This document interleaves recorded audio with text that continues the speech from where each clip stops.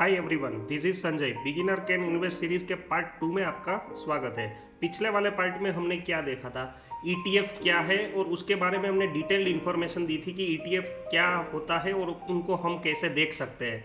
चलो तो दोस्तों, आज इस पार्ट में हम क्या देखेंगे, जो आपकी स्क्रीन पर पॉइंट दिख रहे हैं वो आज कवर करेंगे। तो वीडियो को बिना स्किप किए एंड तक जरूर देखना और इस वीडियो से आपको बहुत सारी नॉलेज मिलेगी। और अगर वीडियो पसंद आए तो लाइक, शेयर एंड कमेंट करें और चैनल को सब्सक्राइब करें तो आपको आने वाले सभी वीडियो से कुछ सीख पाए। तो जैसे कि आपकी स्क्रीन पर एक ग्राफ दिख रहा है, वो है इन्फ्लेशन रेट का ग्राफ। तो करंट इन्फ्लेशन रेट 5% के आसपास है इंडिया का। तो सीधा हम चलते हैं पॉइंट नंबर 1, ईटीएफ में इन्वेस्ट क्यों करना चाहिए।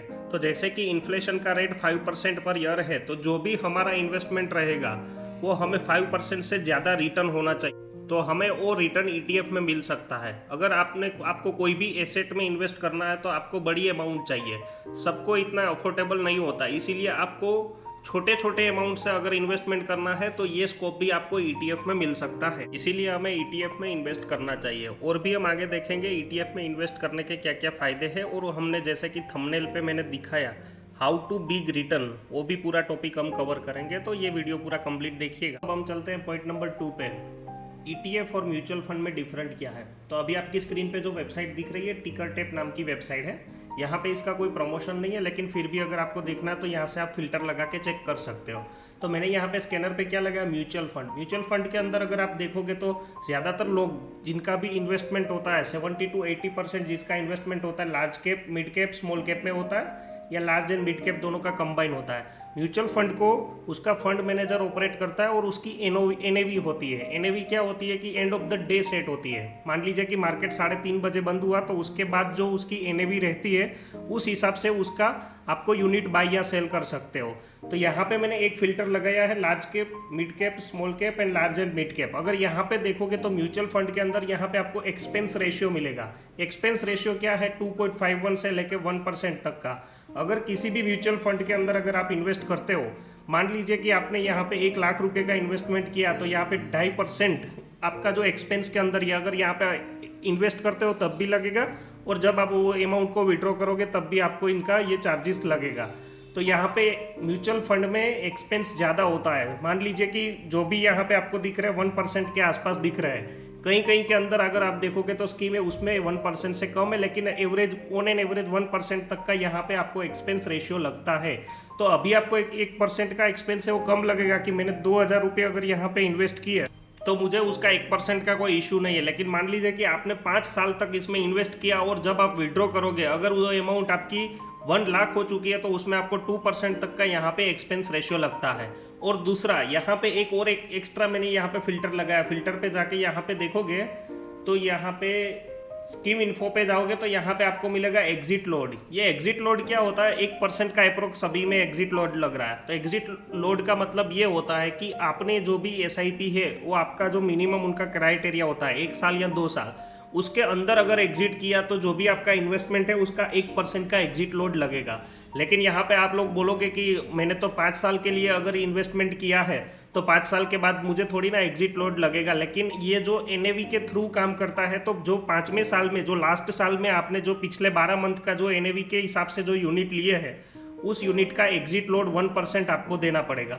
सिमिलर यहाँ पे अगर देखोगे तो हमने ये देख लिया ईटीएफ का एक्सपेंस रेशियो और एग्जिट लोड।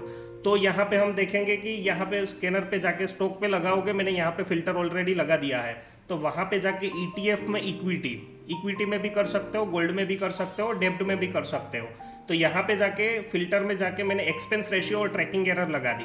तो यहाँ पे देखोगे तो यहाँ पे एक्सपेंस रेशियो बिल्कुल कम है कंपेरेटिव टू म्यूचुअल फंड। तो यहाँ पे वहाँ पे 1% से 2% का जो एक्सपेंस रेशियो लग रहा था वो यहाँ पे 1% या नहीं 50% भी इसमें है नहीं, 0.50% भी यहाँ पे एक्सपेंस रेशियो है नहीं।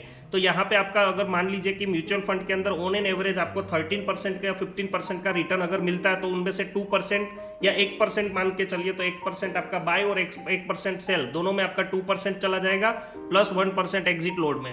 तो 3% का वहाँ पे आपको डिफरेंशियल आ सकता है। और यहाँ पे अगर म्यूचुअल फंड में देखोगे और ईटीएफ में देखोगे तो ईटीएफ के अंदर यहाँ पे कोई भी एग्जिट लोड है नहीं। अगर मान लीजिए कि आपको स्मॉल कैप और मिड कैप में आपको इन्वेस्टमेंट करना है, तो यहाँ पे ईटीएफ में आपको वो भी मिल जाएगा। यहाँ पे मिड कैप सर्च करोगे तो मिड कैप के अंदर भी ETFs अवेलेबल है। यहाँ पे HDFC का मिड कैप देखेंगे तो मिड कैप के अंदर देखोगे तो यहाँ पे एक्सपेंस रेशियो है नहीं और वो सिमिलर उसी हिसाब से काम करेगा। तो पॉइंट नंबर 1 कि अगर आप म्यूचुअल फंड में इन्वेस्ट करते हो तो वहाँ पे आपका एक्सपेंस ज़्यादा लगेगा, और दूसरा कि आपका जो NAV होगा वो 3 बजे के बाद सेटल डाउन होगा। मान लीजिए कि इलेक्शन का डे था और मार्केट में फॉल हो चुका, लेकिन आपको अगर बाई करना है तो आपको एंड ऑफ द डे का जो NAV है वो मिलेगा। लेकिन यहाँ पे एक बार हंगामा हुआ था कि अगर आपने इलेक्शन डे पे जब मार्केट 10% नीचे था तब जिन लोगों ने म्यूचुअल फंड में इन्वेस्ट करने के लिए पैसे लगाए थे उनको सेकेंड डे का NAV मिला था। ये आप एक बार गूगल करके देख लीजिएगा, क्योंकि वहाँ पे फंड मैनेजर होता है जो फंड मैनेज करता है। अगर आपके लिए वो 1% छोटा है, लेकिन उनके लिए 1% बहुत ज़्यादा होता है, क्योंकि उनकी जो अमाउंट इन्वेस्टमेंट होती है वो करोड़ों पे होती है। तो वहाँ पे आपको फंड मैनेजर पे ऊपर डिपेंड रहना पड़ता है कि NAV कौन सी मिलती है या कैसे मिलती है।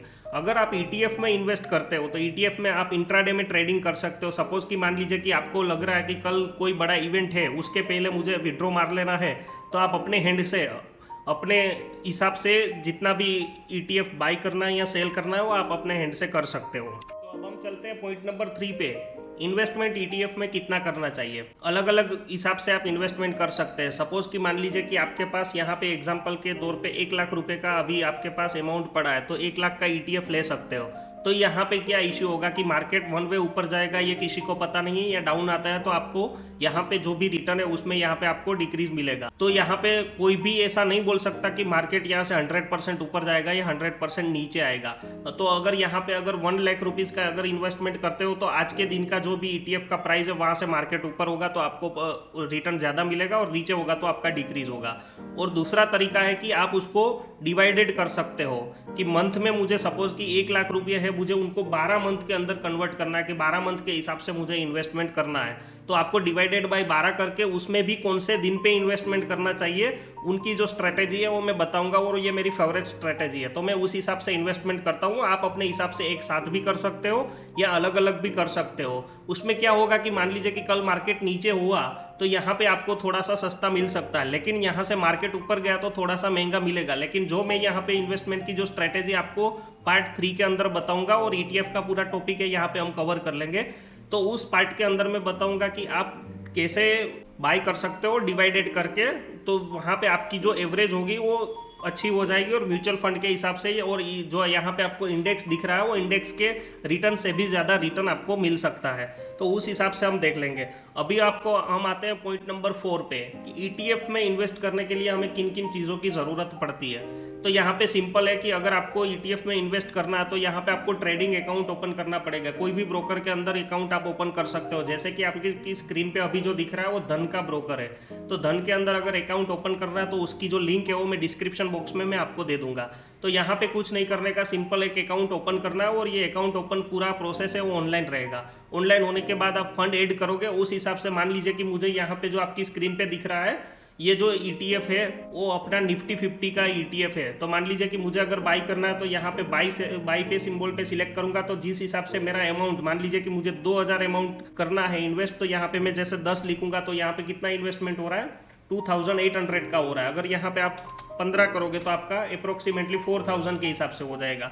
अगर मान लीजिए कि आप 7 करते हो तो यहाँ पे 2000 इन्वेस्टमेंट अमाउंट यहाँ पे आपको जो दिख रही है वो अमाउंट यहाँ पे आप इन्वेस्ट कर सकते हो। तो सिंपली एक आपको डीमेट अकाउंट और ट्रेडिंग अकाउंट ओपन करना रहेगा, और आप अपने हिसाब से मार्केट आवर्स के अंदर जब मार्केट चालू हो तब आपको यहाँ पे जो भी मूवमेंट है वो आपको लाइव दिखेगी। उस हिसाब से आप यहाँ पे बाई या सेल कर सकते हो। तो अभी हम चलते हैं पॉइंट नंबर 5 कि अगर 5 साल पहले मैंने ETF में अगर इन्वेस्टमेंट किया होता तो कितना रिटर्न होता। म्यूचुअल फंड का return on an average 1 year पे कितना होता है और ETF में कितना होता है। अभी मार्केट ट्रेंडिंग है तो यहाँ पे ज़्यादा रिटर्न आपको दिखेगा, लेकिन यहाँ पे ऑन एन एवरेज अगर 5 साल का हम निकालेंगे तो देख लेते हैं। अभी हम ETF निफ्टी का है तो निफ्टी का ही देखेंगे। अगर मान लीजिए कि मैंने 2020 पे अगर यहाँ पे इन्वेस्टमेंट किया होता तो 200% का रिटर्न है। अभी ये वन टाइम अगर मैंने इन्वेस्ट कर लिया होता तो उनका अभी 236% का यहाँ पे रिटर्न है। लेकिन उसको टुकड़ों के हिसाब से हम कैसे कर सकते हैं वो लास्ट पार्ट के अंदर हम देखेंगे, ताकि जो आपकी ऑन एन एवरेज है वो अच्छी हो जाए। और आपको मार्केट में पता नहीं है कि आपके पास मार्केट का अगर नॉलेज नहीं है तो यहाँ से बाई करने के बाद मार्केट ऊपर जाएगी या नीचे जाएगी उसका ज़्यादा आपको प्रॉब्लम नहीं होगी। तो उस हिसाब से आने वाले जो वीडियो पार्ट 3 है उसके अंदर हम यहाँ पे किसी तरीके से बाय कर सकते हैं और कैसे हम उनको डिवाइडेड करेंगे। ठीक है, तो अभी के लिए तो ये 5 पॉइंट आज हमने कवर कर लिया कि ETF में इन्वेस्ट क्यों करना चाहिए और इन म्यूचुअल फंड और ETF के बीच में डिफरेंशियल क्या है। तो आई होप ये वीडियो में आपको बहुत सारी जानकारी मिली होगी। तो अगर आपको वीडियो अच्छा लगा है तो लाइक, शेयर एंड कमेंट कीजिए, और आने वाले पार्ट 3 के अंदर हम देखेंगे और उसके बाद ये पॉइंट कवर कर लेंगे कि ETF में कैसे इन्वेस्ट कर सकते हैं। और ETF में इन्वेस्ट करने का एक और एक्स्ट्रा बेनिफिट ये है कि अगर मान लीजिए कि आपने 1 लाख रुपए का इन्वेस्टमेंट ETF में किया है तो आप उसको प्लेज कर सकते हो। प्लेज कैसे करते हैं और प्लेज क्या होता है वो भी हम आने वाले पार्ट के अंदर कवर कर लेंगे। ठीक है, अभी के लिए इतना ही, मिलते हैं नेक्स्ट लर्निंग वीडियो पे। थैंक यू, जय श्री कृष्ण।